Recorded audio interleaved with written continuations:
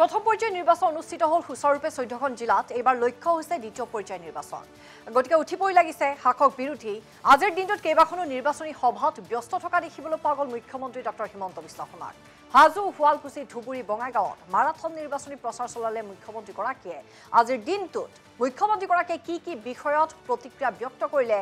অখিল গগৈক জেললৈ পঠিয়াবলৈ কৰা অভিযোগৰ মুখ্যমন্ত্ৰীয়ে ক'লে মই মুখ্যমন্ত্ৰী হোৱাৰ পাছত অখিল গগৈয়ে ভালকৈ চলিব পৰা হৈছে ভূপেন বৰাক সাৰ্কাছ পাৰ্টিৰ লগত তুলনা কৰিলে মুখ্যমন্ত্ৰী কাৰণ নিৰ্বাচন আহিলেই হোটেল লিলিত গৈ চাহ খায় আৰু বাহিৰত আহি কাজিয়া কৰে এপিএছচি কেলেংকাৰীক লৈও তেওঁ প্ৰতিক্ৰিয়া প্ৰকাশ কৰিলে ৰাকেশ পালক নিযুক্তি দিছিল প্ৰয়াত তৰুণ গগৈয়েহে গতিকে মোৰ বিৰুদ্ধে কেছ দি নিজৰ ভৰিত কুঠাৰ মৰাৰ দৰে হ'ব কংগ্ৰেছৰ কি ক'লে মুখ্যমন্ত্ৰীগৰাকীয়ে চাওক মইতো তেওঁক এবাৰো জেলত পঠুৱাই নাই এতিয়ালৈকে মই মুখ্যমন্ত্ৰী হোৱাৰ পিছতো তেওঁ ভিটামিনহে পাইছে ভাল কৰি চলিবলি আছে হয়নে নহয় আৰু 360 বাৰ মই জেলত যাবৰ কাৰণে মোৰ বয়স আৰু 50 বছৰমান জীয়াই থাকিব লাগিব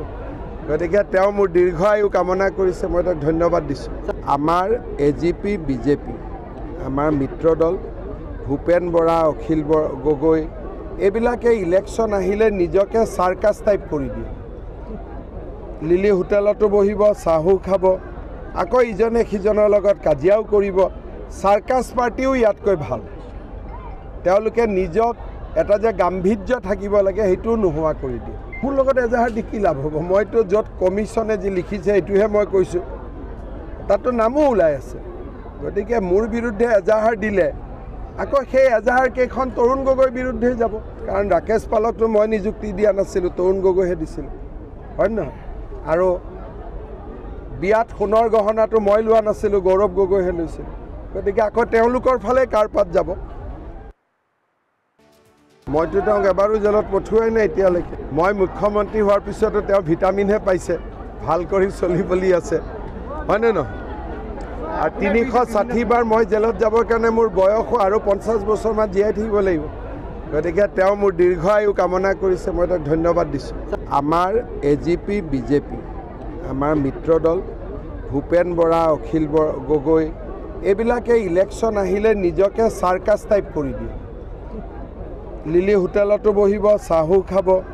আকৌ ইজনে সিজনৰ লগত কাজিয়াও কৰিব সাৰ্কাছ পাৰ্টিও ইয়াতকৈ ভাল তেওঁলোকে নিজক এটা যে গাম্ভীৰ্য থাকিব লাগে সেইটোও নোহোৱা কৰি দিয়ে মোৰ লগত এজাহাৰ দি কি লাভ হ'ব মইতো য'ত কমিশ্যনে যি লিখিছে এইটোহে মই কৈছোঁ তাতো নামো ওলাই আছে গতিকে মোৰ বিৰুদ্ধে এজাহাৰ দিলে আকৌ সেই এজাহাৰ কেইখন তৰুণ গগৈৰ বিৰুদ্ধে যাব কাৰণ ৰাকেশ পালকটো মই নিযুক্তি দিয়া নাছিলোঁ তৰুণ গগৈহে দিছিল হয় নহয় আৰু বিয়াত সোণৰ গহনাটো মই লোৱা নাছিলোঁ গৌৰৱ গগৈহে লৈছিল গতিকে আকৌ তেওঁলোকৰ ফালে কাৰপাত যাব